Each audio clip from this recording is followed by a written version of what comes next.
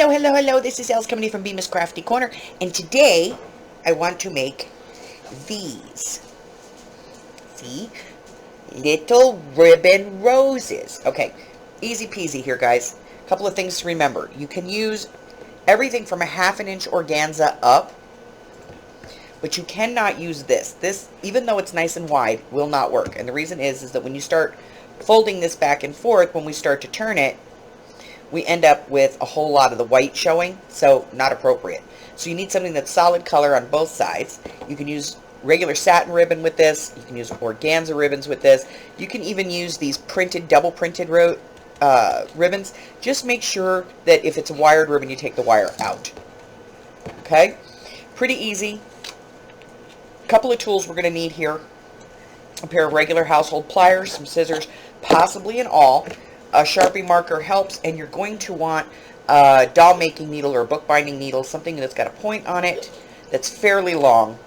And we're going to take about 12 inches or so of the organza ribbon. We're just going to cut that off, and we're going to start here. What I do is I take my Sharpie and I put a mark on my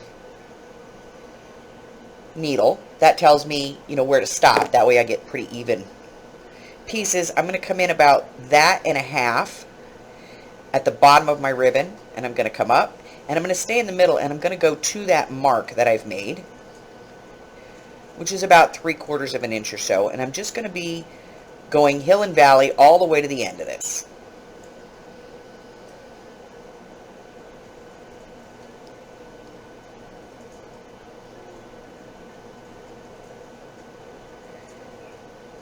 I'm staying in the middle of the lace as much as possible, all the way to the end.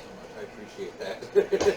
Okay, so now to cut the tail, I'm going to cut down and then across, because I want to create this kind of lace almost, which I'm going to put through the eye of my needle. Business technical support calling on a recorded line. How are you doing today now? And then I'm going to go ahead and start turning this. I understand from Garth and my supervisor that you're needing an individual, only one person to tell your phone system woes to, and try to get them all resolved so that you don't have to constantly repeat the same issues that are going on.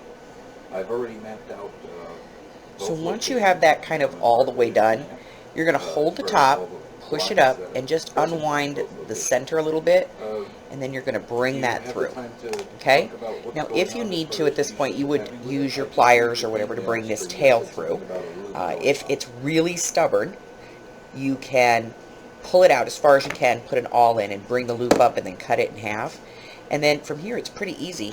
You're just going to put a little drop of hot glue on the back here. Fold your organza into it. And if you're going to be putting something on the back of this, I recommend that you press it down on something flat. Hold it till it dries. You're going to take off that tail.